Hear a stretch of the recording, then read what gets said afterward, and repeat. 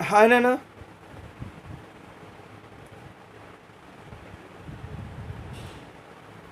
we were learning about optical isomerism. So in that we have seen some different terms. So today we will learn a part in the optical isomerism. Racemic mixture. Racemic mixture is also called as racemate or else racemic modification. It is also called as racemic modification. What is this racemic mixture? Racemic mixture is nothing but equimolar mixture. An equimolar mixture of the both two enantiomers. So the equimolar mixture of two enantiomers is said to be racemic mixture, as it is having both D form and L form, or else dextrorotatory and levorotatory. So in equal amounts, they are present in equimolars. Okay, so hence it is also called as a plus minus form or DL form, that mixture, because it is having both D and L, or else it is having positive and negative rotatory isomers. Okay, so that means racemic mixture is an equimolar mixture of two enantiomers, both enantiomers. They are present 50% each.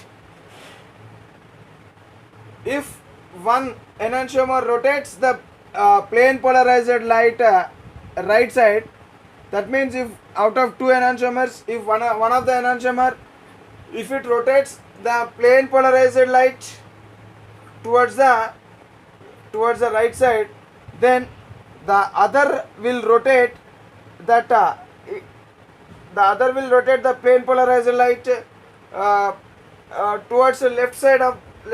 Okay, so one will rotate the plane polarized light towards right side, the other will rotate the plane polarized light towards the left side by the same angle. Okay, so that means equal and opposite rotations takes place, hence both of them will cancel out. So as a result of this one, the resulting plane polarized light is unaffected by the mixture. So that means plane polarized light, it is neither rotated clockwise nor anti-clockwise, because both clockwise rotation and anti-clockwise rotation, it is happening in equal amounts. So that is why, so one will cancel the other. So as a result of this one, the plane polarized light is unaffected by the mixture. Okay, such mixture is called racemic mixture. Okay, this phenomenon is called as external compensation.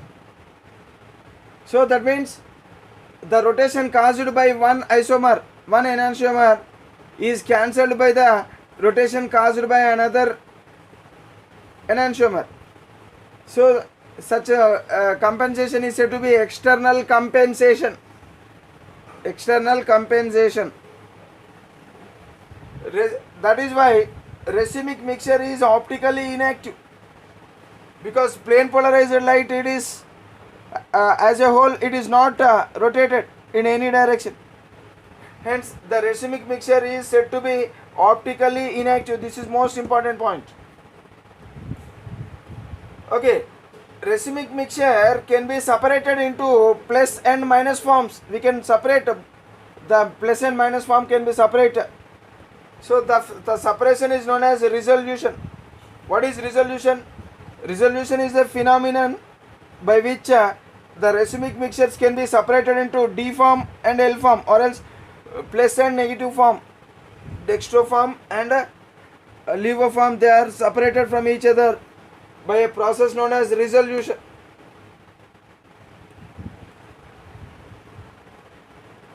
And one more thing, the plus form or even minus form can be converted into racemic mixture.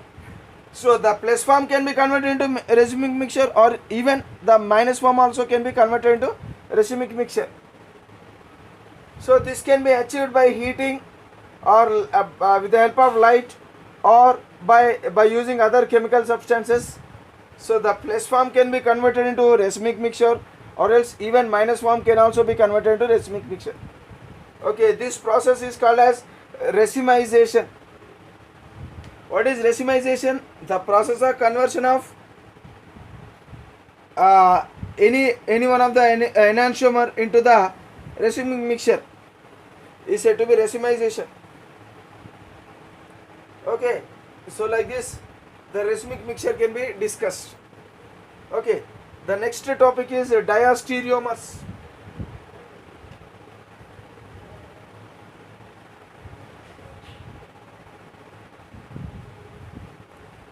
What are diastereomers? Already we learnt enantiomers. What are enantiomers?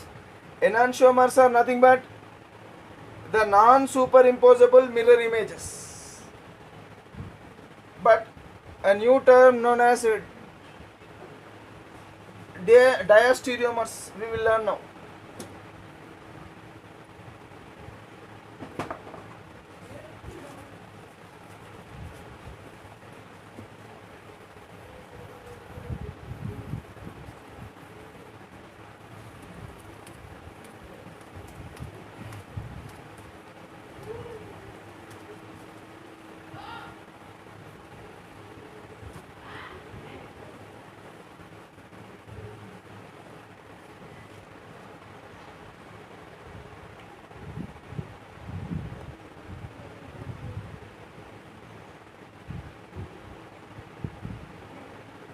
What are diastereomers?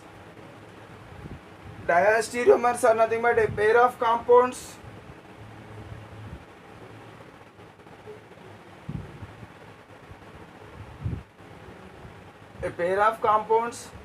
which are having same molecular formula,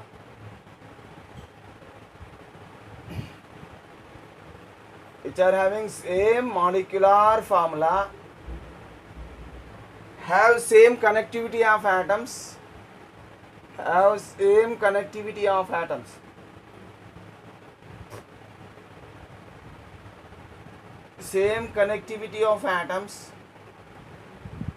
Okay, that means same connectivities. Atoms are connected in the same way in both the compounds. That means they form same bonds. But and here these two compounds are non-superimposable.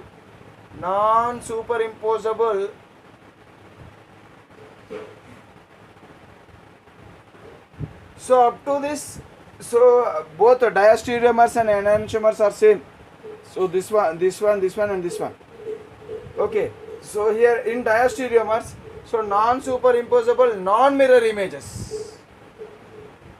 Okay, non-mirror images to each other. A pair of compounds which are non-superimposable and non-mirror images to each other are said to be diastereomers. They are said to be diastereomers. Diastereomers, they have different physical and chemical properties. They have different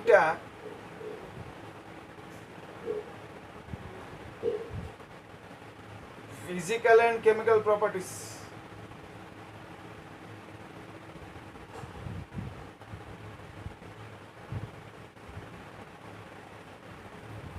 They have different physical and chemical properties. See, difference between the enantiomers and diastereomers is, so enantiomers are mirror images. Okay, rest of the things are same, but diastereomers are non-mirror images. Enantiomers have same molecular formula, same connectivity of atoms, non-superimposable, but mirror images, enantiomers.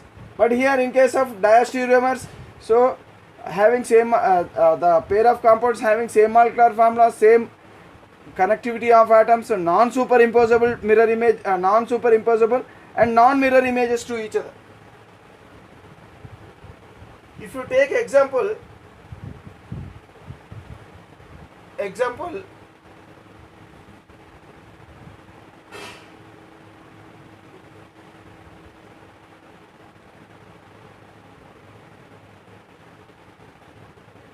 We can write so many examples.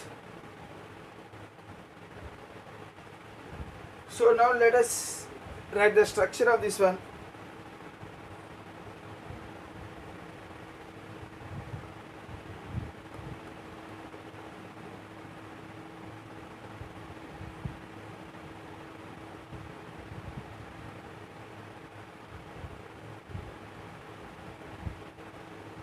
So this structure, this is a compound, so it is also having mirror image.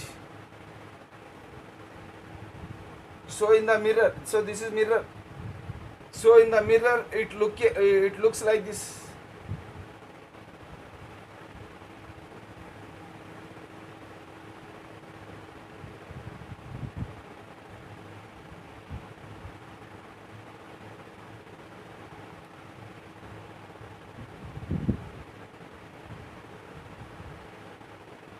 Suppose this is A and this is inverse of A dash. Okay, so these two are mirror images to each other. With the same compound, I can draw the structure like this also.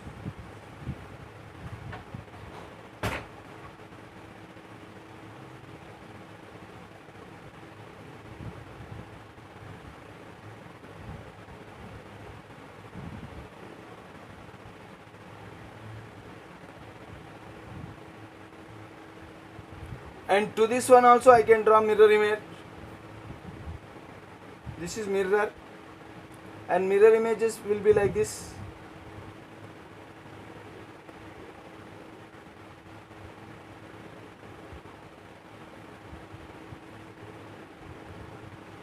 So this is outside. So this outside will be again outside only here also. This is also outside. Inner sides will be like this. Suppose if it is B, then it will be B dash.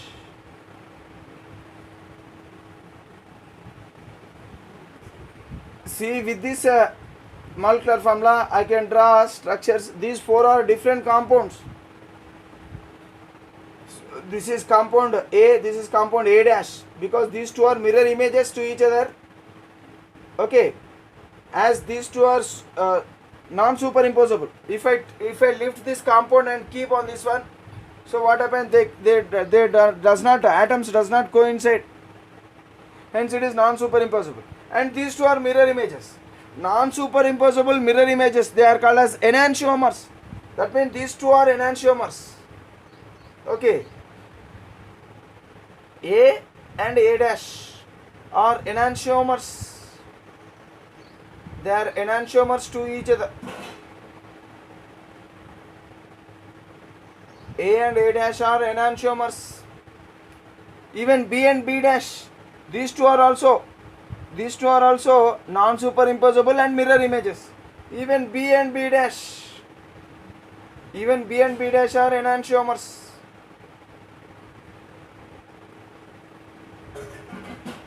Even B and B dash are also enantiomers. If you compare with A, if you compare A with B, compare this A with B. See, A and B, they are not mirror images. They are not mirror images. See, this is not the mirror image of this one, because bromine is towards the right side. Okay, but here if you see OH, so compare these two. So these two are not mirror images. So it is OH is inner side, but here OH is outside. So now if you compare, if you put a mirror between this one and this one, so they cannot be mirror images. They are non-mirror images. That means A and B, they are non-mirror images. Non-mirror images and non-superimposable. Non-superimposable, non-mirror images, they are called as diastereomers.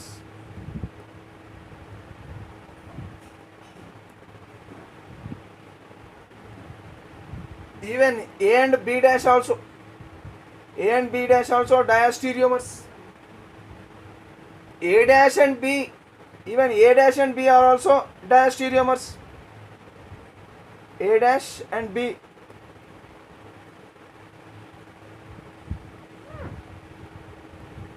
A dash and B are also diastereomers only, because they are also non-superimposable, non-mirror images.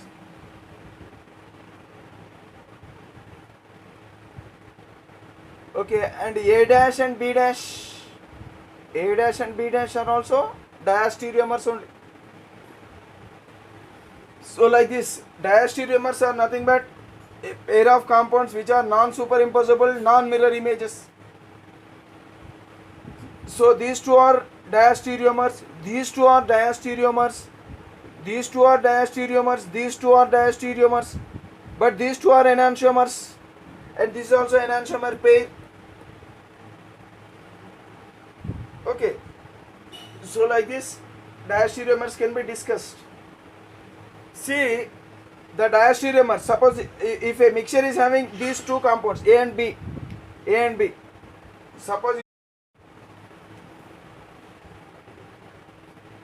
suppose if a mixture is having both A and B, that means those two diastereomers. Okay, so here actually I've rubbed this diagram. So A and B are, if A and B are diastereomers which are present in a mixture, so the A and B, the diastereomers can be separated by certain methods like fractional distillation, fractional crystallization, and chromatography techniques. Okay, so that means diastereomers can be separated by using these techniques. Let us see another example for diastereomers. Example 2. All cis-trans isomers are diastereomers. All cis-trans isomers are diastereomers. For example,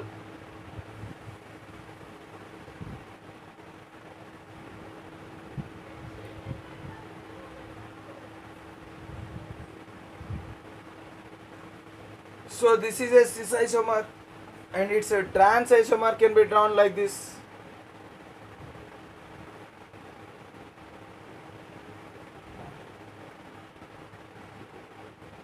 It is a trans isomer. So this is not a mirror image of this one. This is not a mirror image of this one. That means these two are non-mirror images and non-superimposable. As these two are non-superimposable and non-mirror images, so these two are said to be diastereomers to each other. Like this, the diastereomers can be discussed.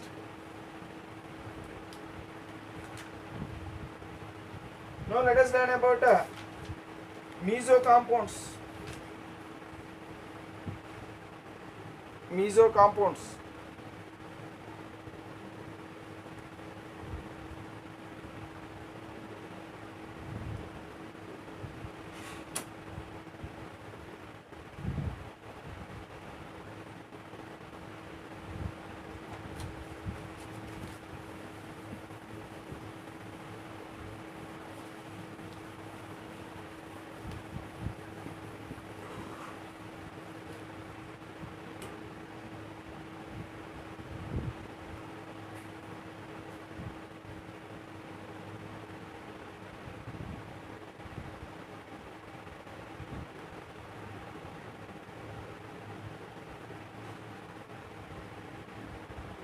What are mesocompounds?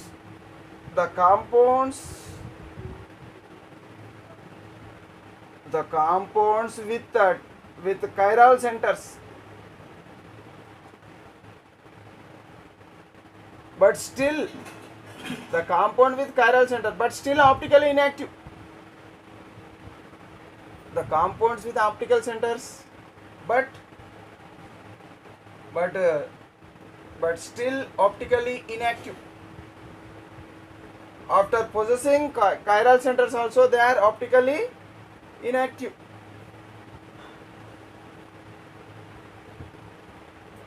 Okay, optically inactive due to internal compensation. So this is what? This is due to internal compensation. Internal compensation.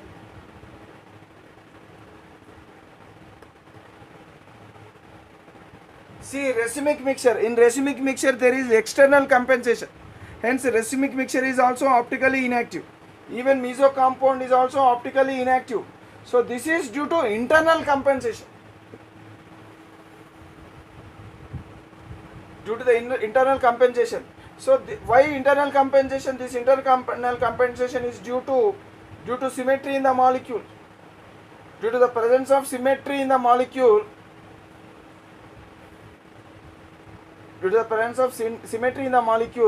that molecule will show internal compensation, and due to internal compensation, so though the molecule is having chiral centers, but that molecule is optically inactive due to internal compensation. The reason for internal compensation is symmetry. There exists symmetry in the molecule. For example, take mesotartaric acid. So this is a tartaric acid.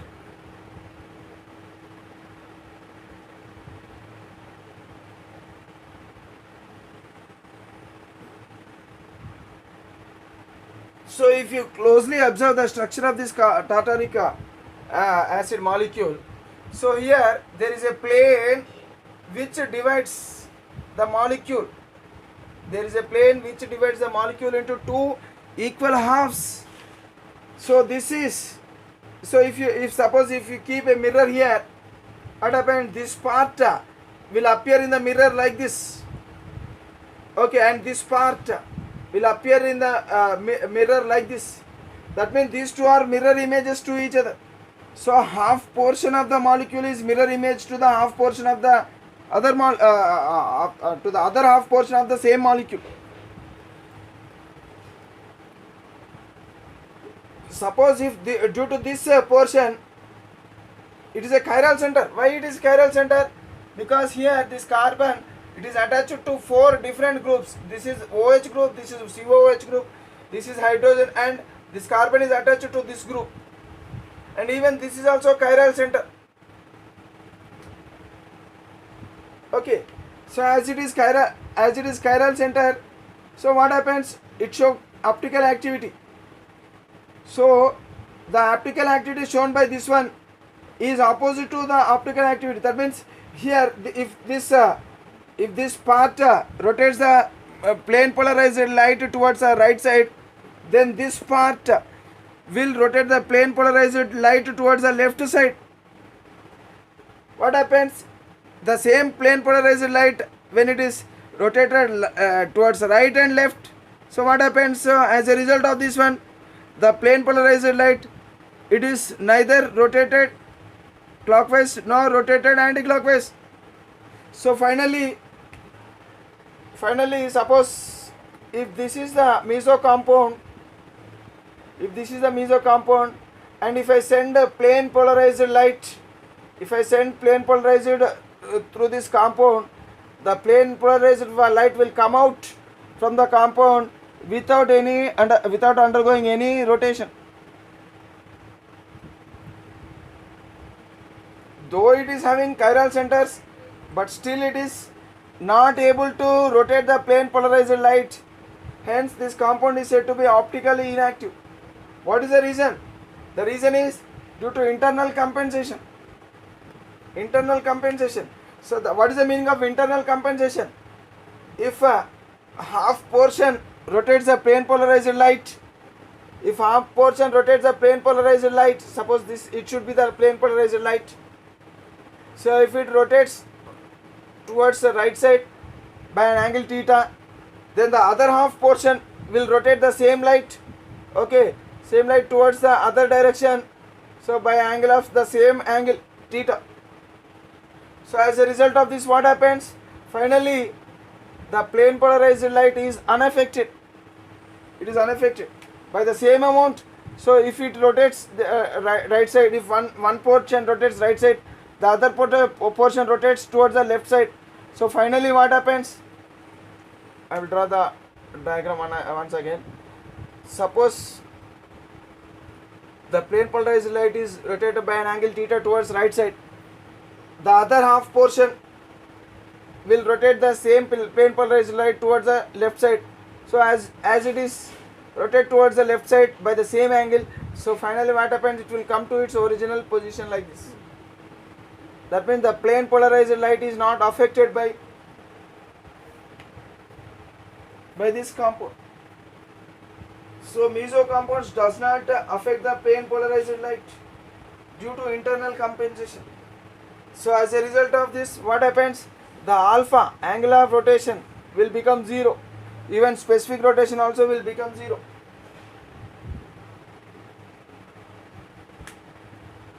Okay. Now we will learn about the classification of optically active compounds.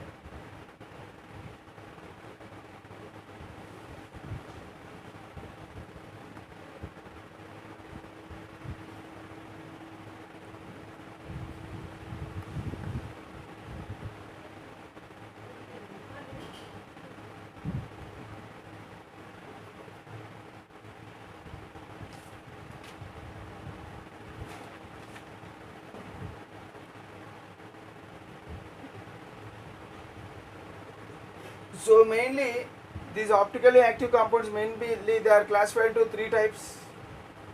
What are they? Compound with a chiral carbon atom. The compounds with chiral carbon atoms.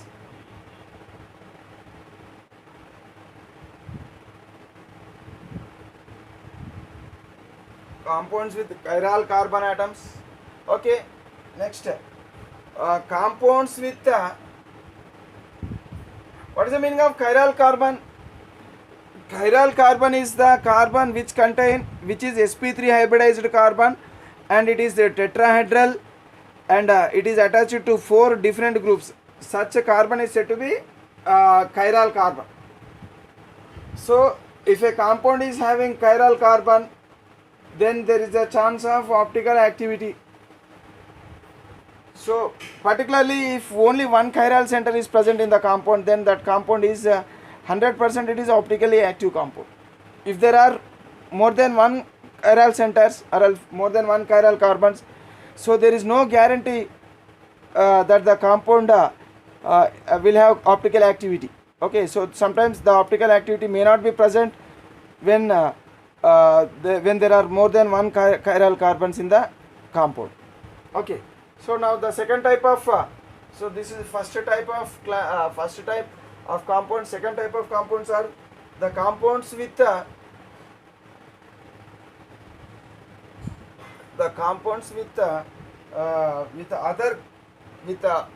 other means here not carbon. So apart from carbon, some other atoms.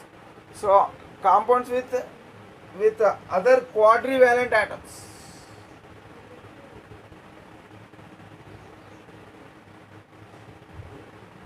Okay, compounds with other quadrivalent atoms.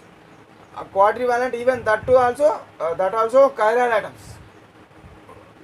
Quadrivalent chiral atoms. Okay, so this is of second type. Okay, and third type of compounds are the compounds with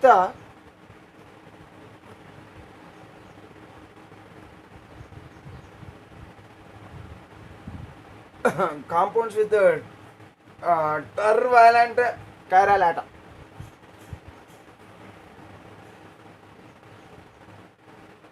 Compound with tervalent chiral. So the atom is tervalent. That means valency 3. Tervalent chiral atoms. That means the here that chiral atom, it forms 3 bonds. So the compounds with tervalent chiral atoms, one type of classification. That means one class of compounds. The other class of compounds are compounds with other quadrivalent. Quadrivalent means 4 valence. So tervalent means valency of 3, that means 3 bonds. And here chiral carbon means again here also 4 bonds, tetrahedral. Okay. See, if you discuss about this compound with chiral atoms, so mainly compound with only one such atom.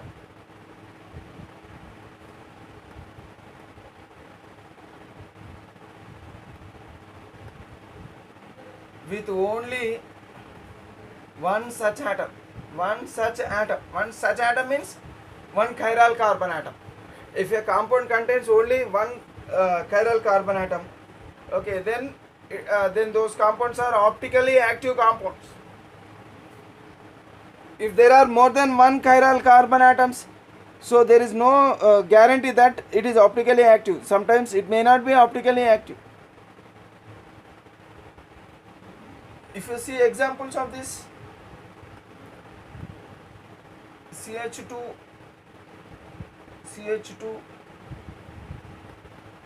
CH2Br, it is connected to carbon and it is again connected to this group. So this group is different from this group. Okay, this carbon is attached to hydrogen and even CH3 group. So this particular carbon, it is said to be chiral carbon.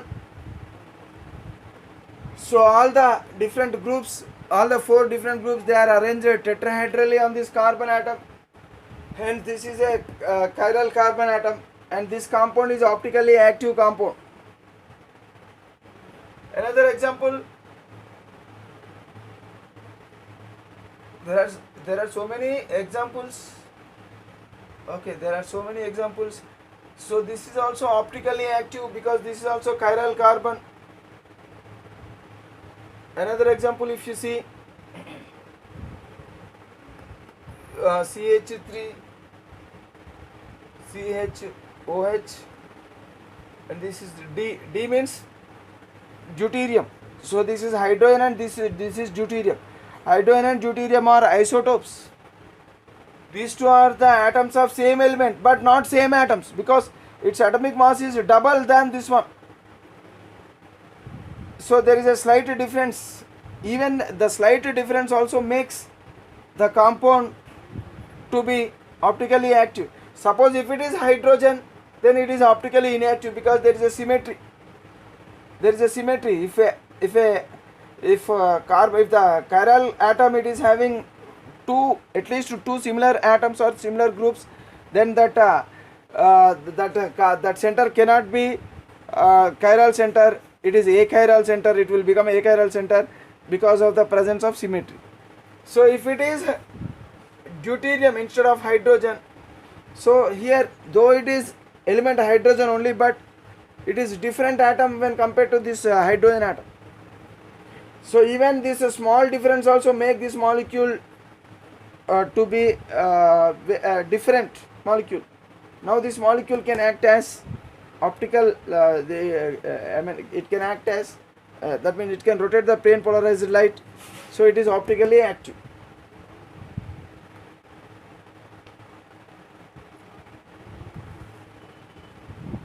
Okay, so like this here, when one group is hydrogen and another group is deuterium, even with the small difference also, this compound is becoming optically active.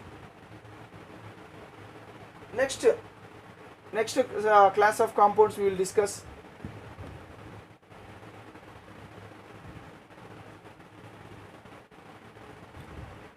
The second class of compounds. Here, if you see compounds with atoms like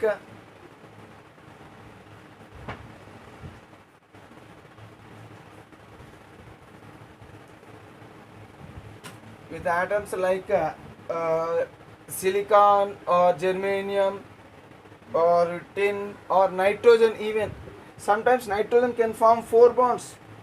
That means in quaternary salts,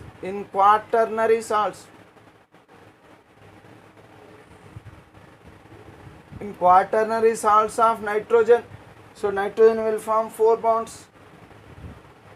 Okay, or even nitrogen oxides also, even in nitrogen oxides also, okay, you will find such a type of quadrivalent chiral atom. So these are all quadrivalent chiral atoms. When such a quadrivalent chiral atoms are present, then those compounds, they belong to second category of compounds. That means another category, another class of compounds. So which are these are also optically active. In sulfones, if you take in sulfones, sulfur bonds tetrahedrally. The sulfur will bond, sulfur bonds tetrahedrally.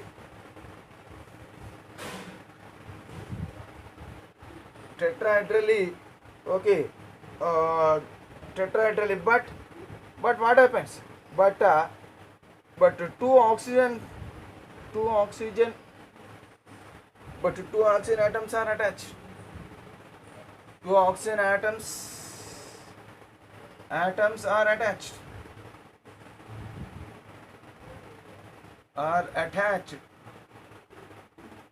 Two oxygen atoms are attached. For example, if you take a compound like this,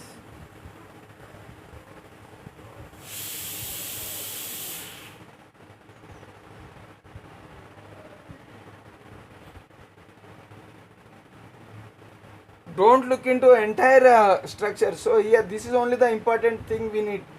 Okay, this portion, it is a chiral center. Whether it is a chiral center or not, we will check now. So don't get into panic by looking into this large structure. Okay, here this is only important because here these two oxygen atoms, they are similar atoms, they are attached to sulfur.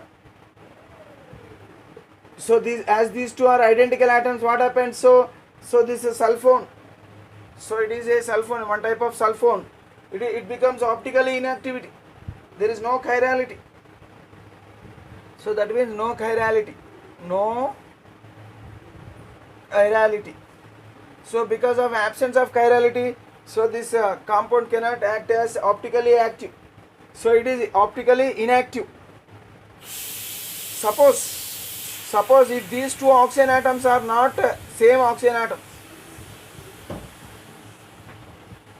if one oxygen atom is isotope of oxygen 16, if the other atom is isotope of oxygen 17, that means these two are different. These two are atoms of oxygen only, but different atoms. These two are isotopes to each other. As these two are isotopes to each other, there exists some difference between these two. So that small difference also make this molecule to become optically active. Now it is a chiral. Now it is a chiral compound. So now it is chiral compound, and it shows optical activity. It is optically active. Optically active now. So did you make out the difference? Suppose if these two are similar atoms, that means one kind of atoms. Suppose if these two are same isotopes, then it is achiral. That means chirality does not exist and optically inactive it will be. Okay, after these two oxygens, if one is oxygen 16 and another one is oxygen 17 or oxygen 18, so then these two are different oxygen atoms. Even that small difference also makes this compound to be optically active. So generally, so this is prepared in the laboratory. Such compounds are prepared in the laboratory intentionally. Okay, another example if we will see. So this such compound belong to second category. So quadrivalent chiral atom. See this sulfur, it is having valency of 4, because here we have seen that there are 4 sigma bonds. So out of 2 bonds, one is sigma and another one is pi. Here also one is sigma and another one is pi, and this bond is also This bond is sigma, and even this also sigma. So there are 4 sigma bonds. Hence, this atom is said to be quadrivalent. Okay, quadrivalent. So in our previous, in sulfone, we have seen such a structure. Another example you will see.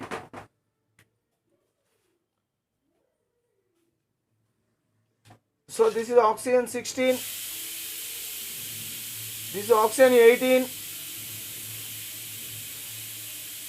So this is one oxygen atom. It is having negative charge on it. So that means it is attached to some other group actually. So that group is removed. When that group is removed, so I can write like this.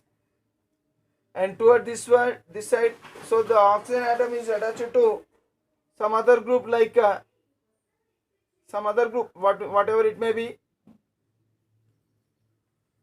So now this compound is optically active. Why? Because so this oxygen is different from this oxygen, and this oxygen is different. These two are different from this oxygen, because so this is entirely different group. Okay, and this is different from this oxygen, because this is also entirely different group. So this sulfur is attached to 4 different. It is a quadrivalent chiral. This sulfur is a quadrivalent chiral atom. Okay, hence it is optically active. Okay, another example we will see. So even phosphates. So one is oxygen 16. This is one group. Oxygen is there, but this group is OR, and this is only oxygen. And here it is oxygen 17 I am using, and here it is oxygen 18. So here it is O minus. It is also O minus. So it is optically active, because this is different group when compared to this one and this one and this one. So as these 4 are different, so optically active chiral phosphate, this is called as optically active chiral phosphate.